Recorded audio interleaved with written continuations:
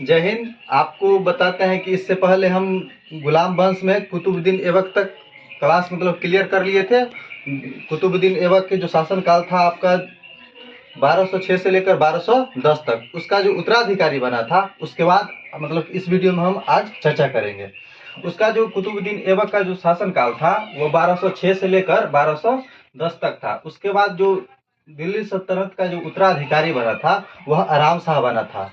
आराम शाह एक अयोग्य ही शासक था और यह इसका जो शासन काल था मात्र 10 मंथ का था। और 10 मंथ का था, इसे कि 10 मंथ शासन करने का जो कारण था, वहाँ का जो जब यह सुल्तान बना था तो इसको वहाँ का जो अमीर था दिल्ली सल्तनत का, इसको शासक शासक मानने से इनकार कर दिया। और जो यह शासन करता था, इसका जो कार्यभार था वह अधिकतर मम्मी संभाला करती थी। उसके बाद क्या हुआ कि दिल्ली सल्तनत में ऐबक के अलावा इल्तुतमिश शासन करना चाहता था। इल्तुतमिश शासक बनना चाहता था। तो उसके बाद क्या हुआ कि आराम शाह और इल्तुतमिश के बीच में एक युद्ध हुआ। वह जट का युद्ध था। दिल्ली सल्तनत के दिल्ली के नज़दीक में एक जट नामक स्थान है, वहाँ पर आराम शाह और इल्तुतमिश के बीच एक युद्ध हुआ था, जिसे हम जट का युद्ध कहते हैं। उसके बाद यह युद्ध में इल्तुतमिश की जीत हुई और आराम शाह का की हार हुई। उसके बाद दिल्ली सल्तनत का जो अगला शासक बना वह आपका इल्तुतमिश बन गया। इल्तुतमिश का जो बता दें कि इल्तुतमिश का जो शासन काल था कि 1206 से लेकर 1210 से लेकर 1236 ईस्वी तक था।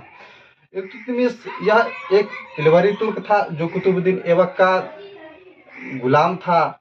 और यह बाद में चलकर कुतुबुद्दीन ऐबक अपनी पुत्री का विवाह इल्तुतमिश से कर दिया। और यह कि विवाह होने के कारण यह इल्तुतमिश कुतुबुद्दीन ऐबक का दामाद बन गया। इल्तुतमिश एक इलवरी तुर्क था।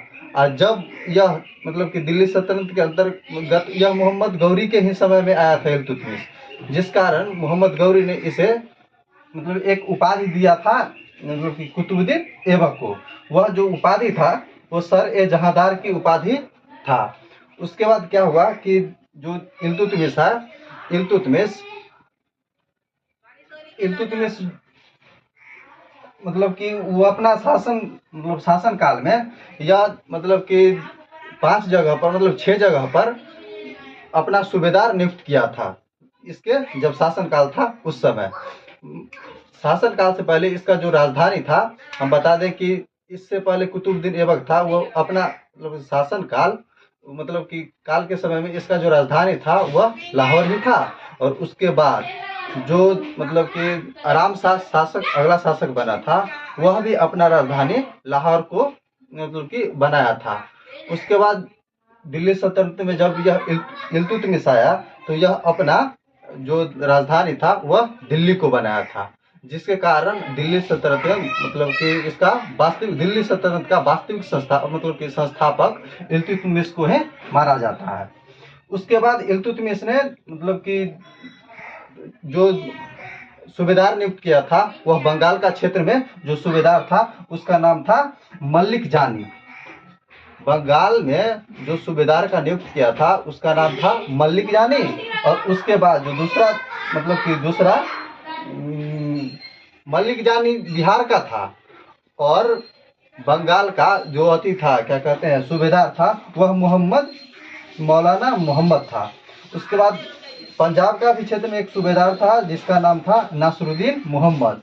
उसके बाद जो चौथा उसका जो सूबेदार था, जो कि गजनी, हाँ, गजनी के क्षेत्र में जो सूबेदार था उसका नाम था यालदोज। और जो